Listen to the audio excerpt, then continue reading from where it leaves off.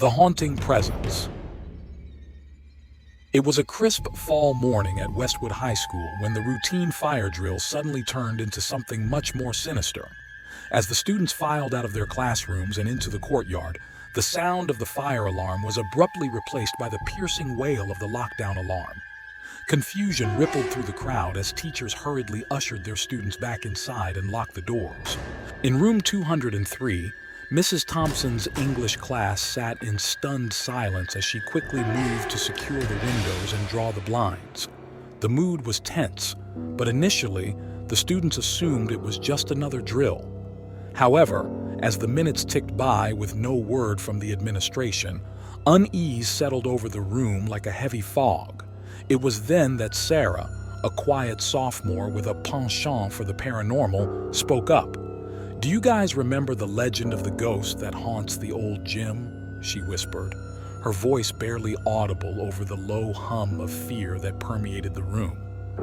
The other students exchanged nervous glances. The story of the ghost had been passed down through generations of Westwood students.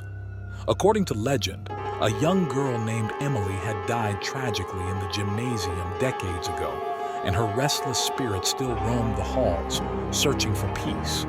As the minutes turned into hours, tension continued to mount. Outside the classroom, the muffled sound of footsteps and whispered voices could be heard, sending shivers down the students' spines. Some swore they saw shadows flitting past the frosted windows, while others claimed to feel a cold chill in the air that had nothing to do with the changing weather. Just when it seemed like the lockdown would never end, the intercom crackled to life, and the principal's voice echoed through the school. "The lockdown has been lifted," he announced, his voice strained. "You may resume normal activities." Relief washed over the students like a tidal wave as they spilled out of their classrooms and into the halls. But as they made their way to their next classes, a sense of unease lingered, and many couldn't shake the feeling that they weren't alone. To this day, the events of that lockdown remain a mystery.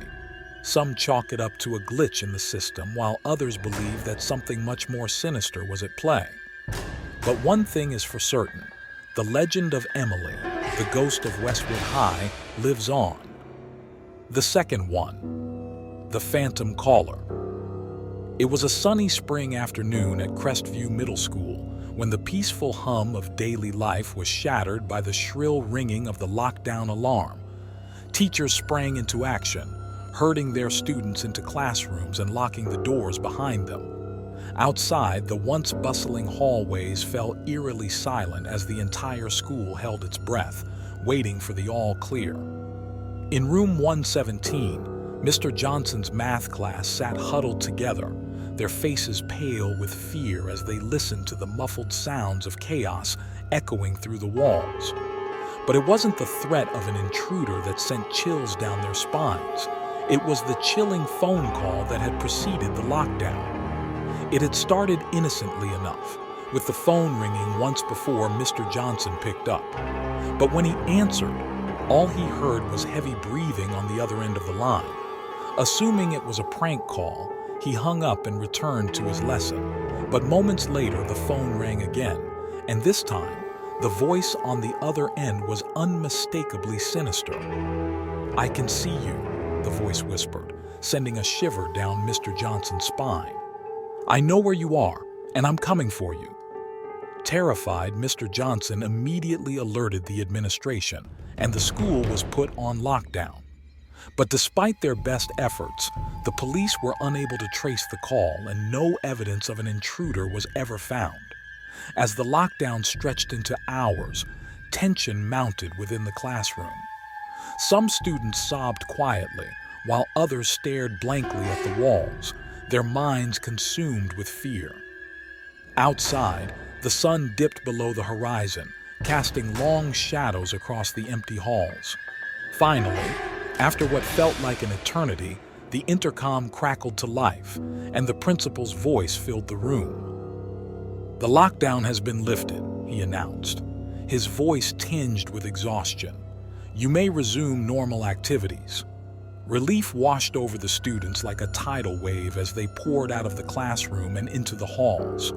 But for Mr. Johnson and his class, the trauma of that day would linger long after the lockdown had ended, a stark reminder of the fragility of their safety in an increasingly dangerous world. The third one, the whispering shadows. It was a bitterly cold winter morning at Oak Ridge Elementary School when the routine lockdown drill took a sinister turn. As the students crouched under their desks, their faces pale with fear, a strange sound began to echo through the halls, a soft, whispering voice that seemed to come from nowhere and everywhere all at once. In room 304, Mrs. Patel's third-grade class sat huddled together, their eyes wide with terror as they listened to the eerie sound that filled the air. Some claimed to hear the voice of a child calling out for help, while others swore they heard the unmistakable sound of footsteps echoing down the empty corridors. As the minutes turned into hours, tension mounted within the classroom. Outside, the winter sun sank lower in the sky, casting long shadows that danced across the frosted windows. Some students sobbed quietly while others clung to each other for comfort, their minds consumed with fear.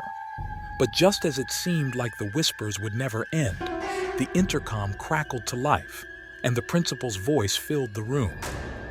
"The lockdown has been lifted," he announced, his voice tinged with relief. "You may resume normal activities." Relief washed over the students like a tidal wave as they spilled out of the classroom and into the halls. But for Mrs. Patel and her class, the memory of those whispering shadows would linger long after the lockdown had ended, a chilling reminder of the darkness that lurked just beyond the safety of their school walls. These stories serve as a reminder that even in the seemingly safest of places, danger can lurk just around the corner, waiting to strike when least expected. Our stories end there. Don't forget to subscribe and like the video to encourage us. Thanks for watching.